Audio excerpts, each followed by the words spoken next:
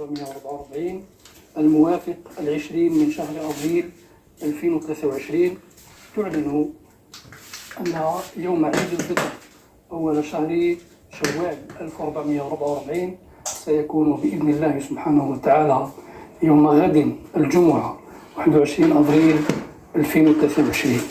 وبهذه المناسبة المباركة نهنئ الشعب الجزائري خاصة والأمة الإسلامية عامة بحلول هذا اليوم السعيد يوم عيد الفطر المبارك، سائلين المولى الكريم أن يتقبل منا الصيام والقيام وصالح الأعمال، وأن يعتق رقابنا من النار، وأن يجعل بلدنا آمنا مطمئنا سخاء رخاء وسائر بلاد المسلمين.